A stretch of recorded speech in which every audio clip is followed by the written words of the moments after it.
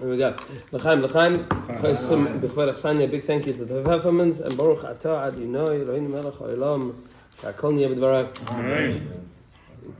All right, Rabbi said tonight is the night of Motzei Chanukah, which means that last night the menorahs were full.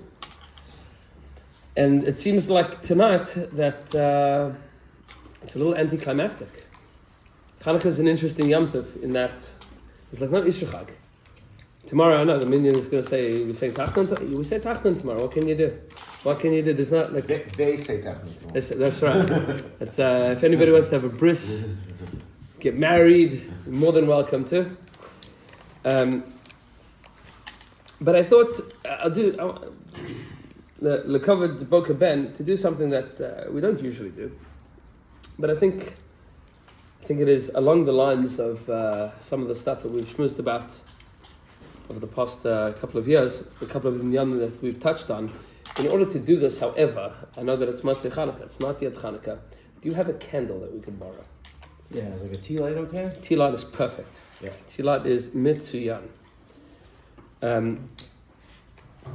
Because there's chavra that have mentioned in Yanim of meditation and in Yanim of Kabbalah. Steen, this is for you. You gotta get a little closer. Don't pass out there. Because there we go. Because if you miss this, you're not going to be happy. You made it all the way here. It's kedai to be part of it. There we go. There is a Torah in the Zohar Kodesh in Parashas Bereshis that there we go, that talks about how to meditate on a candle. And being that we have just spent the last 8 nights lighting neros,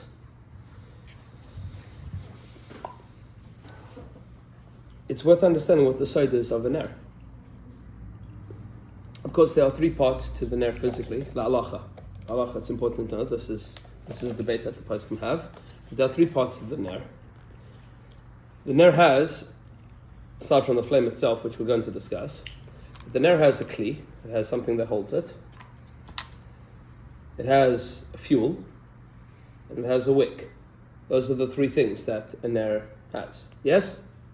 Those are the 3 things. La halacha, that's what's called a ner. Which is why for ner Chanukah, what you need is a kli, and you need a fuel, and you need a wick. And that's what the Gemara discusses in Perek Madlikin, the wicks that, and the fuels that you can use, that you can't use for Shabbos versus Chanukah. It's also Rav Kook has a shalop. Rav Kook was living at the time that people started having electricity available to them, asking the question whether or not you can light ner Chanukah with an electric light. Now we're not talking LEDs, we're talking incandescent, right? So he points out that la halacha we call this eish. If you that's called the Gecheles Shem Atechas, like the Gemara in Shabbos and the Gemara in Pesachim, that's called a coal made out of metal. But it's called eish. A person would turn on an incandescent fire, meaning an incandescent light bulb on Shabbos. You'd violate Shabbos midaraisa. And famously, Chaim Ozer would make havdalah on a electric light because he wanted people to know that it was eish. That was, if you make a bracha barimar ha'eish, it is eish. An incandescent bulb is eish, but it's not a ner. Or at least it's questionable whether or not it's a ner because it doesn't really have a kli and it doesn't really have a patil, it doesn't have a wick and it doesn't have a fuel. It has a fuel, but sometimes. Why would the filament be the wick? Because the filament's also the flame. And it's a todavar, right? That's the thing meaning it's a gecheles. So it's just shine in the poskim. So this he says, I don't know if Chazal would have called this. Maybe he says there's an efshar that if electricity was around in the times of the Chazal, so maybe they would have said that you could light ner Chanukah with this. But we don't know. We don't know what they said because they didn't say about it.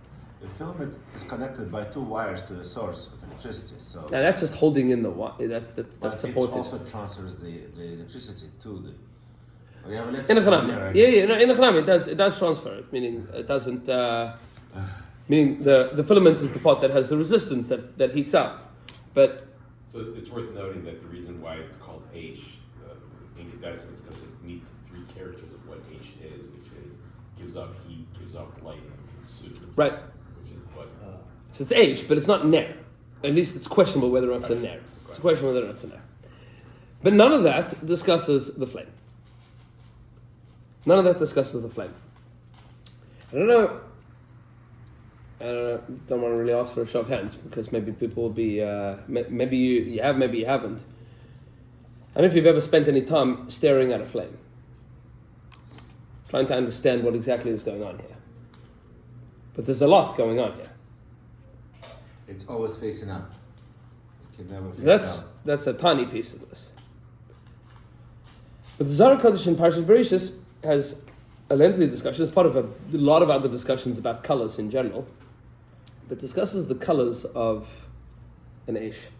And that's what we're going to talk about for a few minutes tonight. And then we'll explain how to do this. Because if you want to, it's not hard.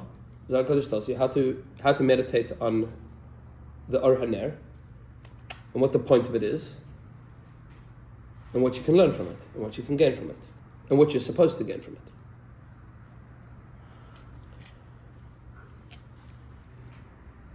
And the Zohar Kodesh refers to this meditation as no more and no less than, says the Zohar, somebody that wants to know the secret, the wisdom of the Yichud Kedisha, of that which is called the Yichud HaKadosh, the Holy unity. transcendent unification. That's what we're trying to do here. Yistakel b'shalhu desalke migoy gachalta migoy butzina dedalik. Should take a look at the flame that comes out of a coal or a ner or a candle. The dalik, that's a light. Daha shalhuva lo yisalka, because the flame rises up. Elakad is achid b'mila gasa b'mila achra.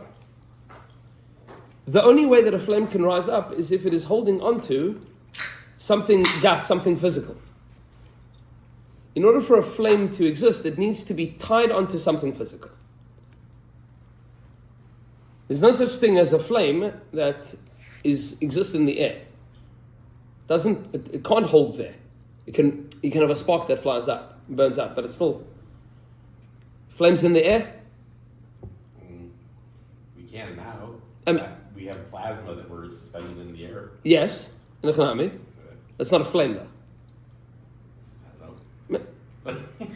It's still a stuff. Plasma is still a physical thing. It's not just a flame, right? It's not just a flame. Still, there's some mashihu. But in order to make a fire, you need something physical to hold it onto. This is the fuel and the wick. In the case of a coal, it's a coal that's burning. That's something that's on fire. We'll switch to the Hebrew just because it'll make it a little bit easier for Chaver to follow. Borei, come and see. When a light is on fire, there are two lights that are present. And this you have to look very carefully. Echad or lovan shemeir. There is the white light, that is the part that is burning, that is bringing you light. And then there is v'or echad shenechas ba'shachar otcheles. And then there is something, if you take a look carefully at the candle, you'll see that just around the wick there is a blue light or a black light, right? There's blue and there's black at the base of the candle, right? That's not where the light is primarily coming from. The light is primarily coming from the top part, the part that's white, and we'll talk about the colors above that in a moment. But the bottom of it, there's blue and black. Mashu manyan. That's interesting already.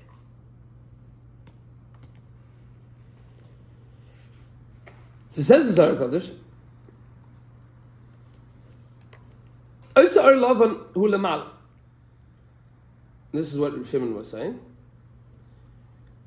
The white light which is above, V'oile B'derech Yashar, goes upwards. V'tachtav Oisa Or Tcheles Or Shachar Hu Kisei LeOisei Lavan. And that blackish, bluish flame that is at the bottom is a kisei. What's a kisei? It's a kisei. No? Seat. It's a seat. It's a throne. It's the thing that the white fire rests on. So you have a white fire, and underneath you have a black fire, blue fire. And that's a kisei.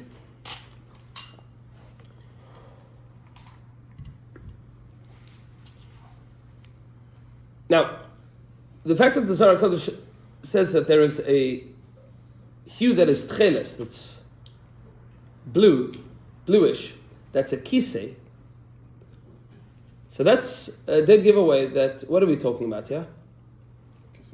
Kisei HaKavod. Why? Because Chazal tell us, with regards to the mitzvah of tcheles, the tcheles, the blue threads on the tzitzis, tcheles, what are they supposed to remind you of?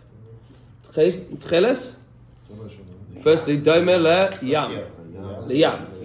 To the sea, Yam Doime le Rakia. Rakia Doime le Kisei HaKavod. So when you see the blue, what do you see? So the Pasuk says, V'schayv mitzvah mitzvahs Hashem. You have to remember all of the mitzvahs of Hashem. But before that, says the Pasuk, Urisem Osai. You will see Osai. What's Osai? No? Color. Nah. That's Urisem Osai. String. Pashas is the string, right? The sill. But Urisem Osai, Ba'amkas means you will see him. Who's him? Because Baruch Hu. How? Because what are you going to see? You're going to see the tcheles, and then you're going to remember tcheles is Dom Yam. It reminds me of the sea. The sea reminds me of the sky. The sky reminds me of the Kisei HaKavod. Because Rakia Hu Doime le'Evan HaSapir, that's another version of the Medrash, reminds me of the sapphire stone, which is the Luchos. And the Luchos remind me of the Kisei HaKavod. That's from whence Moshe Rabbeinu hewed the stones of the Luchos. Isn't it the footstool also? Right? I mean, the throne of Hashem is Evan HaSapir. it's a silicon chip. Now, there you go. So he says like this. He says, "Va'osa or lavan, shara lavan echazim ze bazeh liyosa kol echad." Okay. Now we just said that what we are explaining here is the Sod Yichud Ila'ah, and we're going to explain what these pieces are. But it says those are already. Va'osa or lavan, the white light that you see on the flame. Va'osa or lavan shara alav rests on it v'nechazim bazeh liyosa kol echad, and holds it all together so that it is all one. Meaning the flame is one flame. With many different gvanim, many different hues within it, but it's one flame. It's one flame. And within that is called the Yichud Ilah, meaning the Yichud Kedisha. There is a transcendent unity that exists in understanding this flame. Va'osa or shachar tzevat cheles shehu lemata hu kisei kavod la'osei lavan, and that blackish, bluish color, which is lemata, which is below, hu kisei kavod la'osei lavan, that is the throne of the white. Va'al zeh soid ha'tcheles, and this is the soid of the tcheles. V'kisei zeh, and this throne, tcheles shachar nechaz b'davar echad la'adlik, shehu milamat, and this throne, which is blackish, bluish, is holding on to something in order to burn, shehu milamata, which is below. So what you have here is a fuel, and then you have a blackish, bluish flame, and on top of that is a white flame. Adkan, everybody with me? Yes? Okay. Buckle up. Buckle up. What does this mean? What are we talking about here, and what's the point of it? Says the Zohar HaKadosh. How ma'ir oisele achiz ba'or halavan v'atchilis hashachar hazel lifamim chayzer lios odom. That thing which is the top part, the white part, that white that becomes yellow at the top, that you see in every fire. Meaning every natural fire. Of course, you can change colors of fires with fireworks and chemicals and whatnot, depending on what you're burning. But sometimes you don't see blue in the fire. You see red.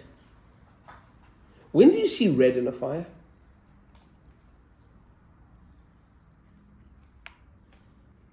When do you see it red? When is a fire red? When it's catching fire with something else. When it's getting bigger, right? A big fire, you see red. With a little fire, you see the blue and the black and the white and the yellow at the top. But that blue disappears. You don't see the blue. Or at least it's almost impossible to see the blue when you have a very big raging fire. Then you don't see the blue. But the white part that's on top never changes. That you always see. You look at pictures of like wildfires, you see bright reds and oranges and yellows, and at the bottom there's white. You don't see the blue there. The white part you see, but in a big raging fire, an angry fire.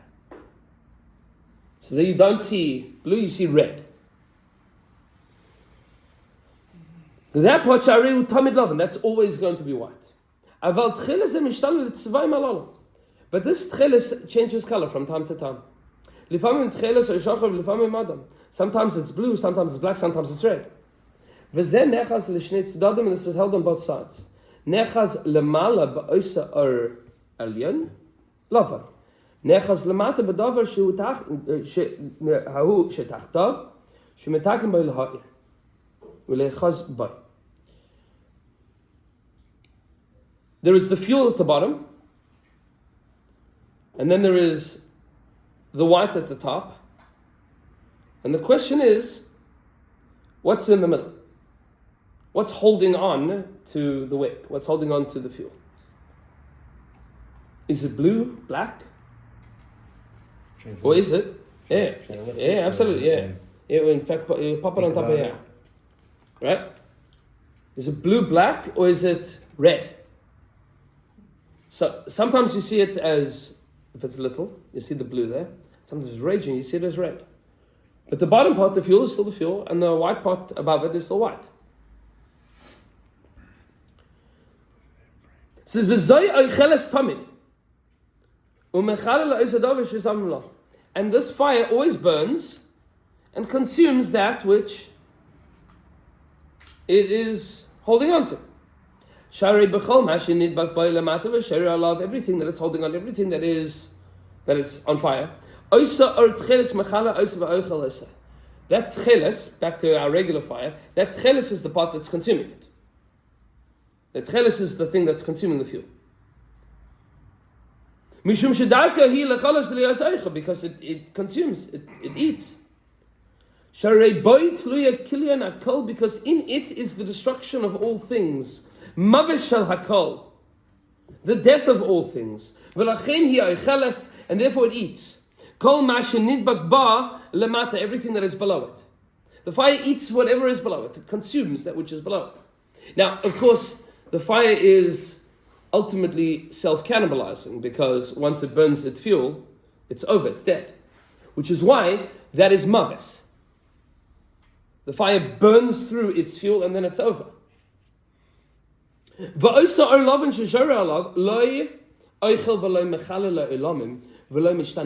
is important to understand. The white part of the fire that's above it, that part of the fire doesn't consume anything. That's not the part that burns the wick. That's the part that gets light as a result of it. Now I want to be clear here. What the Zohar is describing is not physics. It might be physics also. But when you meditate on this candle, what you see is that the wick is not being consumed by the white fire. The wick is being consumed by the blue fire. That's the part that's eating it. That's the part that's drawing up the fuel.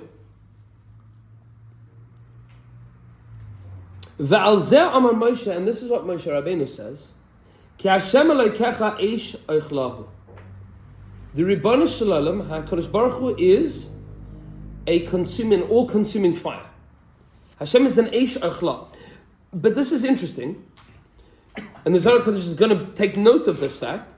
Moshe Rabbeinu doesn't personalize this experience. Sometimes in Tanakh, Moshe Rabbeinu will refer to Hashem as Hashem Elokeinu. Sometimes in Chumash, he says Hashem Elokeinu, Hashem our God. Shema Yisrael, Hashem, no, Elokeinu, Hashem Echad. Hashem is our God. And sometimes Moshe Rabbeinu will say Hashem Elokecha, Hashem your God. What's the difference between our God and your God? No? It's the same God, right? We hope. Moshe Rabbeinu was certainly understood the unity of God. So why does he sometimes say Hashem Elokeinu, and why does he sometimes say Hashem Elokecha? So the Zohar points this out in a number of places. Sometimes Hashem Elokeinu, and sometimes Hashem Elokecha. So it's kedai to point out that, just as an aside, often in Sefer Dvarim, when Moshe Rabbeinu is referring to Klal Yisrael that's going into Eretz Yisrael, he refers to Hashem as Hashem Elokecha, Hashem your God. Because while Yud Kei Vav Kei is always the same, and we've explained this in other shiurim, Elokim, the name Elokim, which means power, so the Gemara points out that there's three usages of the word Elokim. You have Elokim, meaning HaKadosh Baruch Hu. You have Elohim, meaning Elohim Achirim, other gods. And then you have Elohim, which is Chol, which means judges. All sources of power are called Elohim. And in Eretz Yisrael, there is Yud Kei Vav Kei is the only source of power. And in Chutz La'aretz, HaKadosh Baruch Hu delegates. So to the people that are going into Eretz Yisrael, Hashem is Elokim. There is no distinguishing factor because there is no Sar of Eretz Yisrael. There is no ministering angel of Eretz Yisrael. Everything comes direct from HaKadosh Baruch Hu. Eini Hashem ba mereishis Hashana ad achar Hashana. HaKadosh Baruch Hu looks at Eretz Yisrael himself from the beginning to the end. We explained this a little bit Shabbos Gadol a year or so ago. What do we mean when we say that it's long tshuva of the Avnei Nezer with regards to Eretz Yisrael? What exactly does it mean that in Eretz Yisrael Hashem is Elokim, and in Chutz La'aretz there are other Sarim? What that means is that your Parnasa in Chutz La'aretz comes through the Sar, comes through that perspective of that place. Or to say it in other words, when a Jew becomes very wealthy in America, that doesn't come without also giving wealth to the Sarim of America. Means that when you get very rich, we should all be deserved to be very rich, but when you get very rich in America, that pays AOC's salary. Yes? Correct? Does that make you happy? No. Why not? Because you don't want it to be that your bracha helps people that hate us. Aval kacha, in Chutz La'aretz, your parnasa comes derech that sar of that place. And that sar of that place sometimes is more in line with Klal Yisrael and sometimes less. But if a Jew lives under the jurisdiction of a person, a place, a nation that doesn't always necessarily love us, and America, Baruch Hashem, is better than most Goliaths we've had. But I understand that the Jews in Australia, when they become very rich, that pays the mums of the Prime Minister that hasn't shown up to a single funeral or taken responsibility. Jews were murdered in cold blood in his country after 2 years of saying do something about it. that's what it means that there is a sar in other places. So Moshe Rabbeinu refers to the generation going to Eretz Yisrael as Hashem Elokecha, Hashem your God, because in Chutz La'aretz where Moshe Rabbeinu is, it has to come through the sar of the Midbar. And to overcome that is very difficult. Eventually we'll get to a point, this is what the Chazal tell us, that Eretz Yisrael will spread to the whole world. Means, there won't be any recognition of any other sar. There won't be any ministering angels. Everybody will recognize that that's all HaKadosh Baruch Hu. Because ultimately everything is HaKadosh Baruch Hu. It's just a question of how it comes. Does it also support a perspective that is the antithesis of HaKadosh Baruch Hu? And sometimes that's true. Sometimes when you become very rich in Chutz La'aretz, that is supporting a perspective that denies HaKadosh Baruch Hu.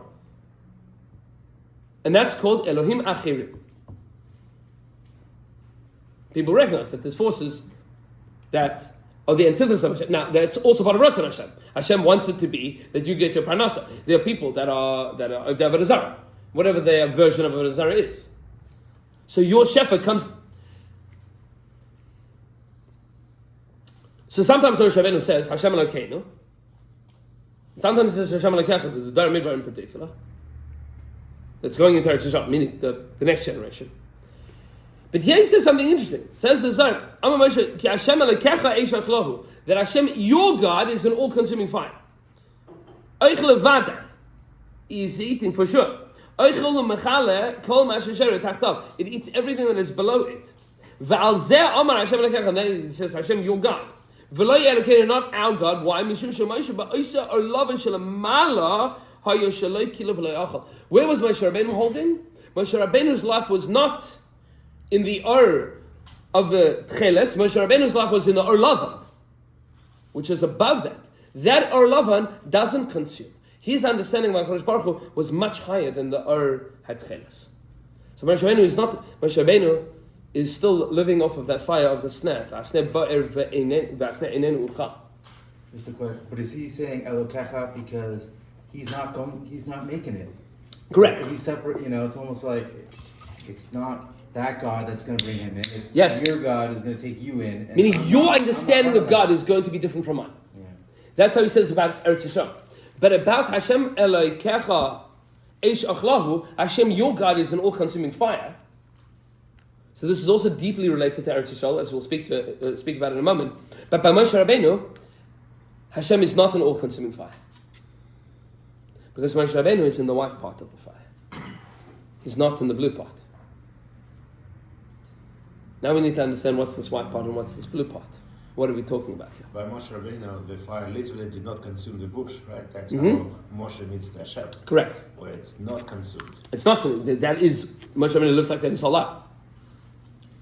Moshe Rabbeinu lives up on Har Sinai, where there's Hashem is Eish Achla and he's not consuming Moshe Rabbeinu. I'll share with you also, Rishachta said this, he said, he heard this once from Rav Soloveitchik. He says he didn't know if Rav Soloveitchik thought about this on the spot or this he knew from Seder Satara.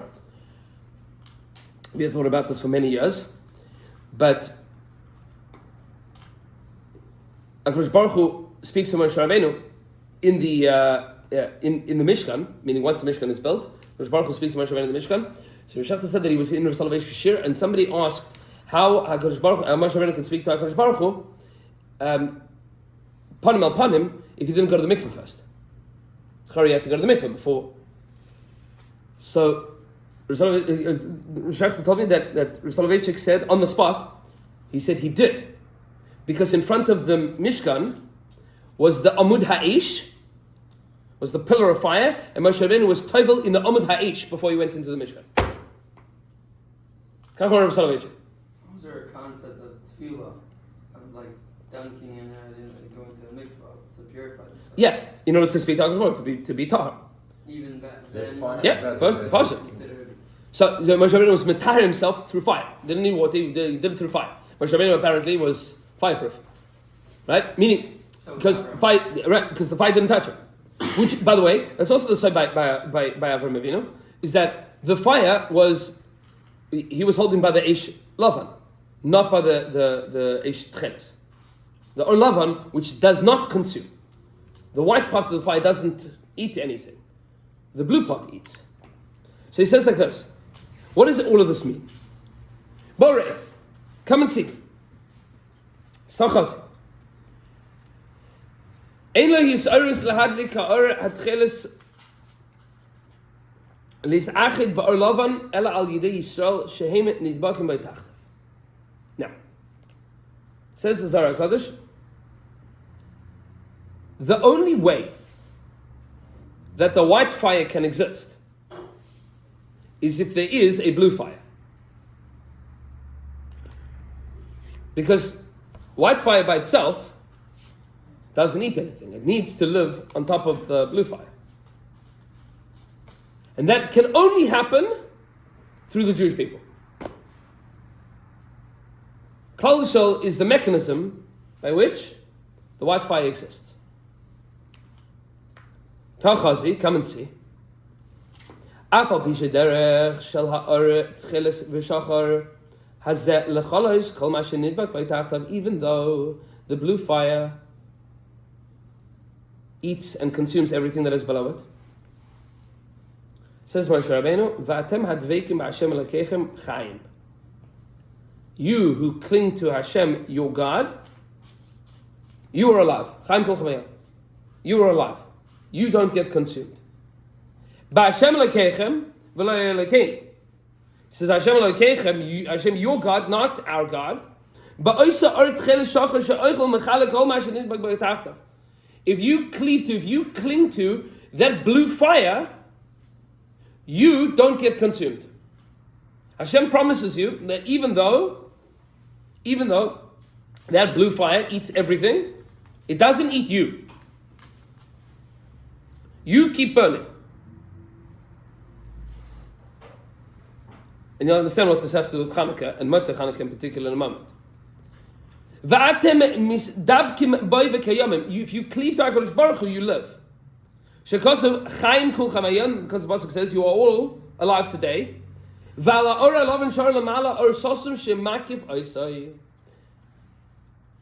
that is referring to the Oret Lavan, the white fire that is above, or Sosim, the hidden fire, Shemakif Oisai, that surrounds it. Now, what are we talking about here? I'm going to turn off the light for a second. If you look very carefully, so you will see that around the light, around the white fire, you'll be able to see that there is a glow, that there is an aura that surrounds the flame. Right? Mm-hmm. There's something that is hovering around it. It's around the white part. That's the aura that's surrounding that. That's called the Or Hamakif, the surrounding fire. Yeah, we can turn back on so people don't think that we're incantations or whatever. V'soid Elyon Kan, there's a very lofty secret here. It's all in the candle that is rising up. The secret wisdoms of all upper things is there. And after this, says the Zohar HaKadosh, Atar Rabbi Pinchas v'nashke.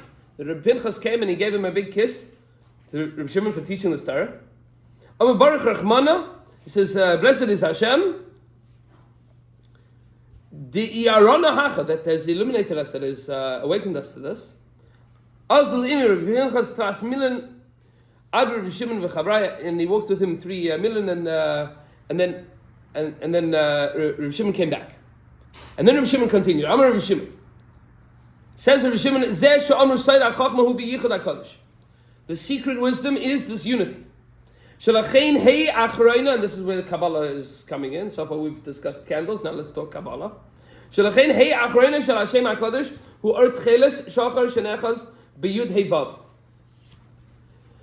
the blue light is the Hey of Hashem's name. And the upper parts, we haven't dissected the upper parts yet, the upper parts is the Yud and the Hey and the Vav. Shu Or Lov and Shemer, that's the white light that is illuminating.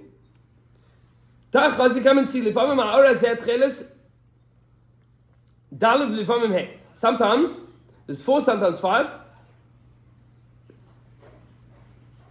which we're not going to discuss now. Ela bizman she'lo nidbakim bo yishol lemata lahadlik oisai le'achiz ba'or halavan hudal v'levam she'ma'orin ba l'yischaber ba'or halavan as nikra hey. Now, we'll leave it for this for now, and we'll explain just a little bit. Sharit he kol zman shemischaberes ba'or halavan she'meir nikras hey. Shari loy hakol mischaber ke'echad v'nizbekes ba'or halavan v'yishol nidbakim ba'lamata v'oimdim tachta lahadlik oisa v'az hakol echad.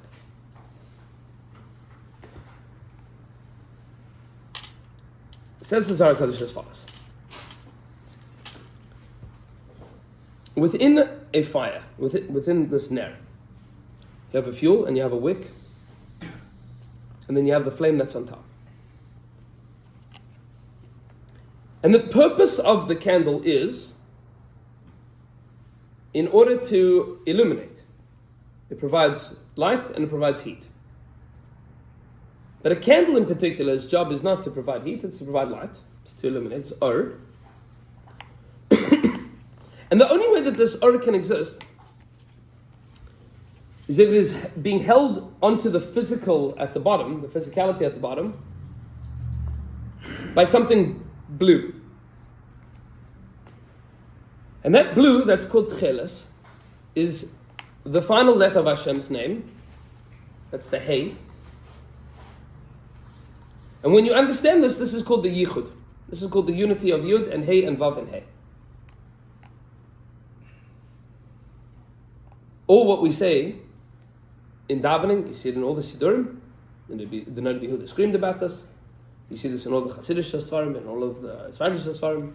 L'shem yichud kudsha bricha u'shchinte. This is what the Zohar is explaining to us.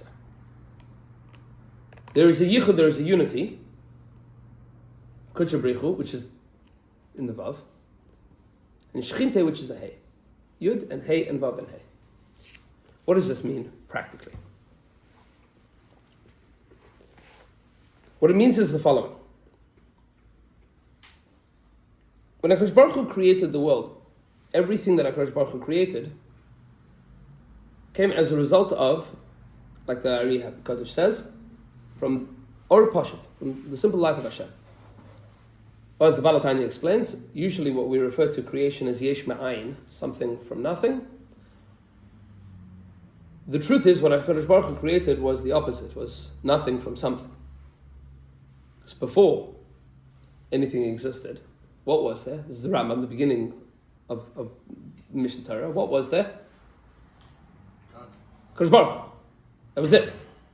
HaKadosh Baruch Hu is infinite and everything. So what HaKadosh Baruch Hu needed to create before anything else was nothing. The first thing that Hashem made was nothing. He had to create something. That's called Tzimtzum, which we're not going to talk about now. First thing that Hashem had to create was nothing. But even that nothing, by the way, is also made out of the Or of Hashem, because everything is Hashem. So there's an expression of the Ratzon of Hashem even in the nothing. And within that, there's weiter more something, which is the Or of Hashem that is revealed within it. And it's Vayomer Elokim Yi Or.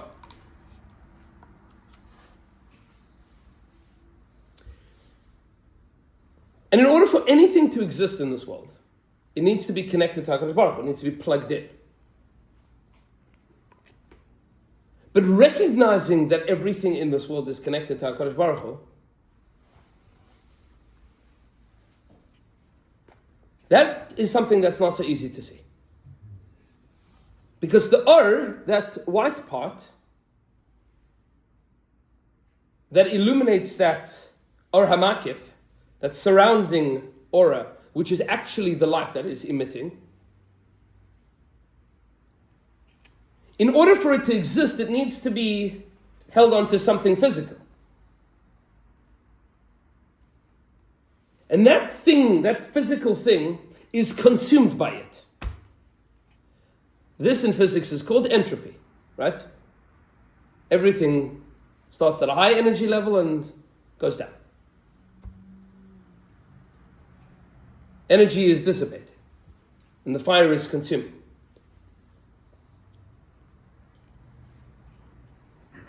And Hashem is an Eish Achla, is a consuming fire.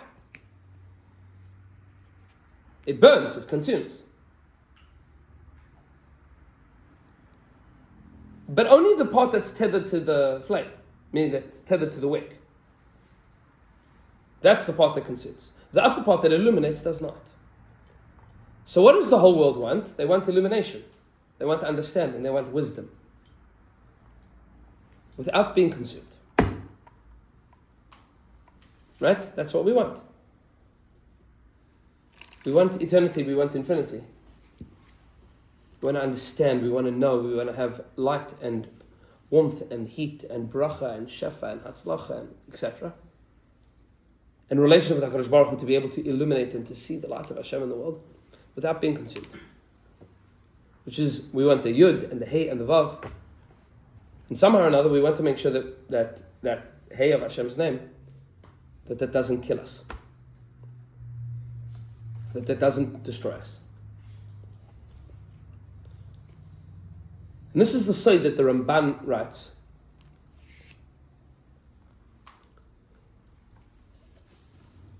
The Ramban explains in the side of all of the brachas, in Parshas B'chukosai, V'lo tig'al nafshi eschem, that my soul will not consume you,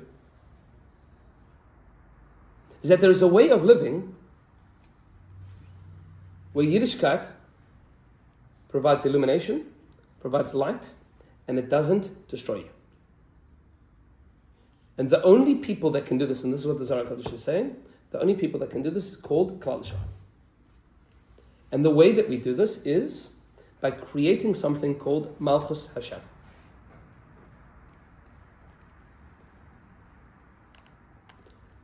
Because for everybody else in the world that attempts to rise up, we say this in the Haggadah, B'chol davar omdim aleinu l'chalaseinu.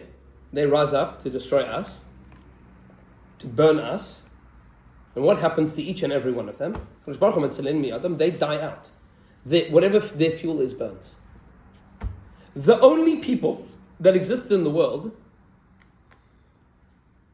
that have the possibility of creating sovereignty, that have the possibility of creating a nationality, that have the possibility of creating a homeland and a country and a government and becoming a dominant world culture without being destroyed is called Klal Yisrael.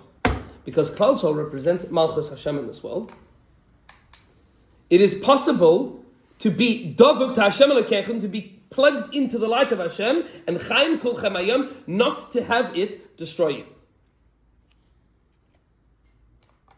Meaning, HaKadosh Baruch Hu promises that if you are plugged in where Moshe Rabbeinu was plugged in, that if you live your life in the world of Malchus, which is called Tcheles,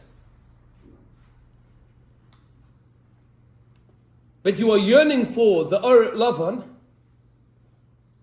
you are yearning for the Or of Hashem in the world, and you're building a life and a nation, then you can continue to burn and you don't burn out.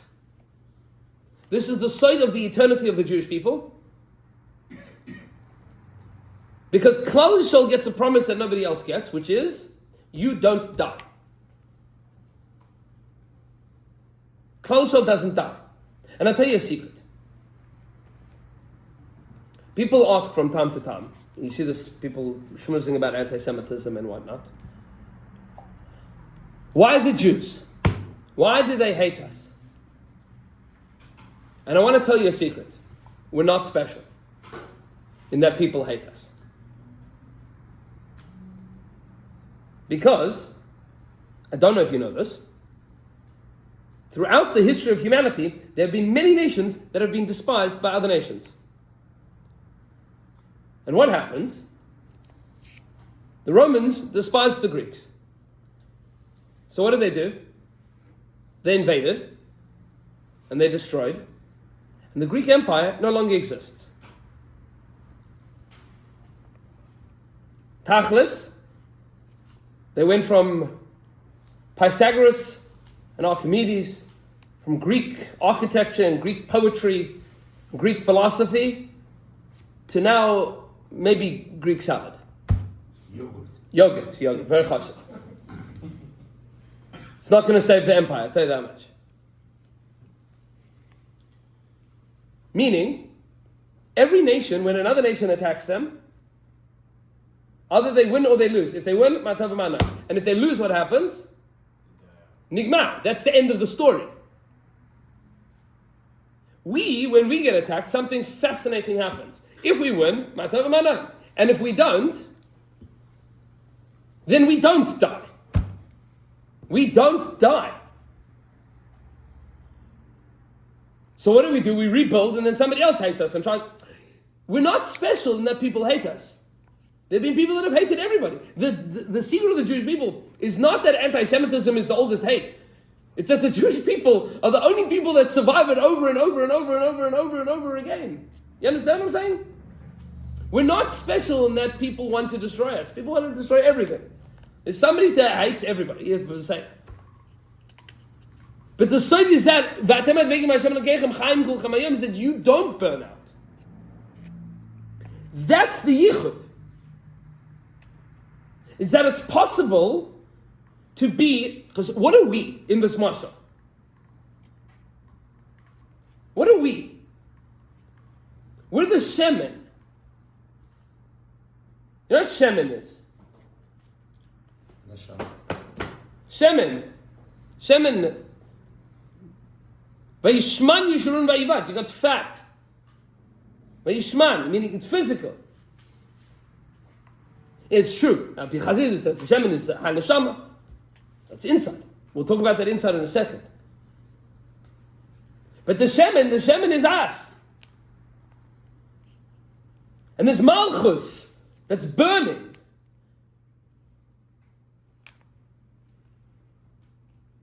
But the Jewish people didn't come to this world to destroy. What did we come to do? To illuminate. Which is why our fire has blue. And the fires of the nations of the world have red. And that fire always destroys. We're not here to burn things. We're here to illuminate things. We're not here to break anything down, to destroy anything. We just want the world to be filled with light. Not with fire, with light.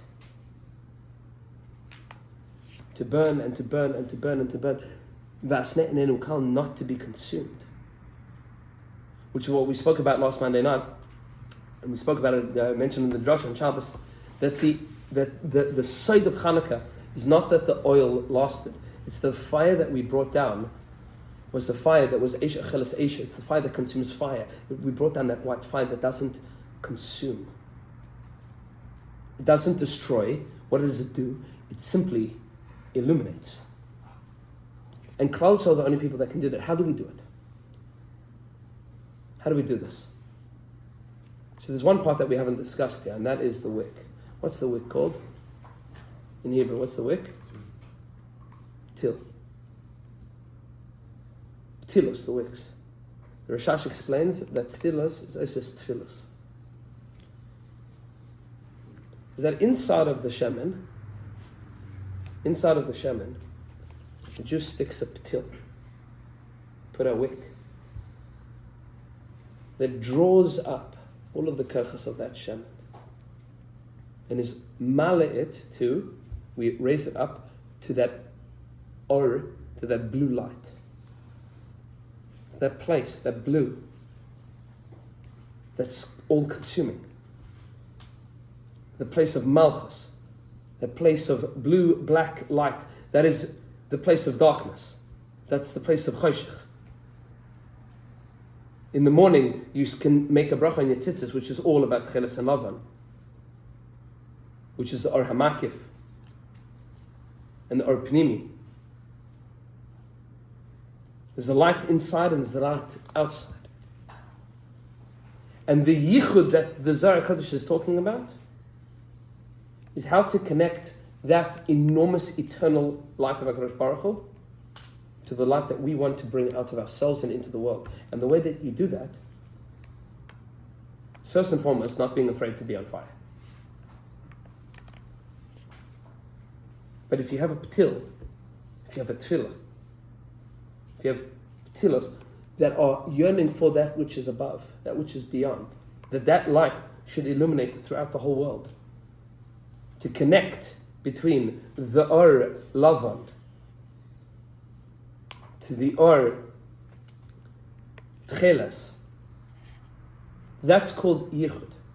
Now when you stare at a flame, what you see here, my dear sweet and holy friends, what you see within this is the secret that it's possible to illuminate without being destroyed. That you can burn and burn and burn and burn and be on fire and be on fire and be on fire and be on fire. And that you don't experience burnout.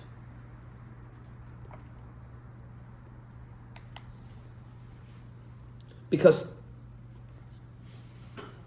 all that burnout means, and I say this is mostly for myself. You know what burnout means when somebody says, I'm burnt out? Somebody says, I'm burnt out. I can't come to learn. I can't come to Minyan. I'm burnt out. If somebody were to say to you, no problem, here's 10 grand, can you come to Mincha? Yes or no? Yes or no? Yeah. Be there for, Yes. I'm in. You're in. If be they're there offer for it, early meeting. Yeah. Yeah. Right? Sponsor. As many times as you like, right? So what does that mean? Motivations. It means that you're not burnt out. You just don't see the value in it right now. That's all that it means. Burnout means you don't see how that blue flame is plugged into the flame that's illuminating the whole world. That's what's missing. And hence you have burnout. Burnout comes as a result of not seeing the yichud of my malchus, the world that I'm building, to the Or Hashem. That my light is the thing that connects Hashem's light to this world. And then you're burnt out. Because if all that you have is a blue fire, then you don't have any light. Very dim. It doesn't illuminate, it doesn't shine. It needs to connect it to the higher lights that are above it. And that's called yichud. When you say l'shem yichud kudshu brichu shchinte, what you're saying is, what I want to do in this moment is to express that the thing that I'm doing is bringing the light of HaKadosh Baruch Hu into this world, is tethered to my physical being through the light of Hashem that is burning within me. That's what you're doing. It means that the light of Sheshis Mei Bereshis, of Vayomer Elokim Yi'or, when Hashem said that there will be light that will permeate through this world, that is being done when I light Neris Chanukah, and when I pick up my lulav and esrog, and when I daven shachris, and when I put on tzitzis, and when I say Kriya Shema, and when I tuck my kids into bed and sing Amalch Hagol with them, that what I'm doing is connecting the Or of Hashem, the eternal, infinite Or Ein Sof Baruch Hu, to my physical being, to my shemen.